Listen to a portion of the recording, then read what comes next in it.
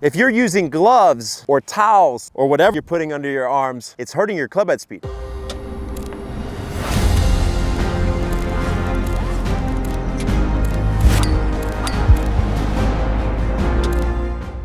In all seriousness, if you've ever put a glove or tees or a towel under your arm, there is a lot of benefits for a certain level golfer to training to pivot. By doing this, a lot of times what it does is it gives the golfer the awareness of how to move their trunk much more efficiently. Knowing that, we want to make sure to understand that there is a diminishing point of returns with this drill. And the reality is, by pinning your arms down, one of the things that we're doing is we're giving up the freedom of how the scap is moving around the rib cage. Protraction, retraction. It's an important part of getting your body to load correctly from a sequencing standpoint. And that's where, if those arms or scaps are pinned down too severe, it could potentially affect your club head speed. Instead of having all of the structure or rigidity through the arms and the pecs, what we want to have is we want to have that area nice and relaxed. And to do that, we have to create some stability elsewhere. So what I prefer to do is have a little bit of core engagement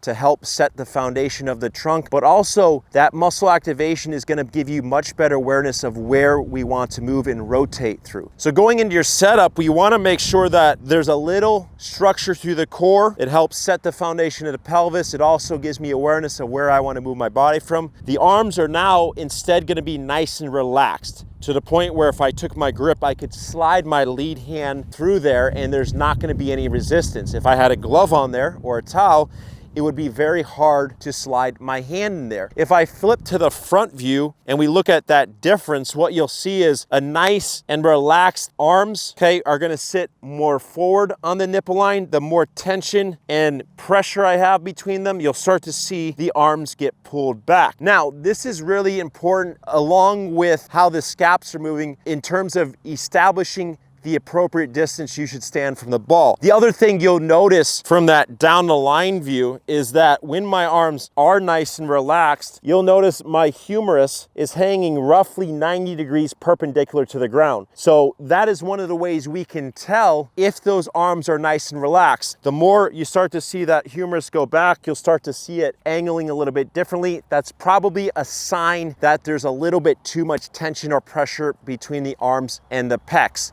That being said, this is a really important topic. I've seen people chasing mechanical issues later in the swing that they can't unravel because they don't have the foundation that I'm recommending at address. And it can be as simple as figuring out how to set up a little bit differently that will allow you to make the change that you're trying to make. So to recap, when I get into my setup, if the arms are pulled back too much, sitting on the side of the pec, what we'll see is the golfer will have the tendency to left tilt a little bit earlier. You'll also see this lead elbow or lead arm ride the pec. From the down the line view, that same golfer might start to see this elbow get stuck a little bit behind him to where the distance of the elbow starts to slowly increase. If we look at the correct way to do this, to where the arms are nice and relaxed how we want them, as I move into the takeaway, you'll see the lead humerus is now working in front of the pec or gliding on top of it. And what that's allowing the arms to do is it's allowing the arms to stay a little bit closer from a distance standpoint, because now they have the range of motion to actually accommodate itself. So as I mentioned earlier, if you are using a glove or tees or towels under your arms, understand there can be a lot of benefit to that drill, but also understand that there is a point where that drill can potentially hurt you. If you enjoyed this video, I want you to do 3 things. Hit that like button, hit that subscribe and notification bell, and leave a comment below. I want to answer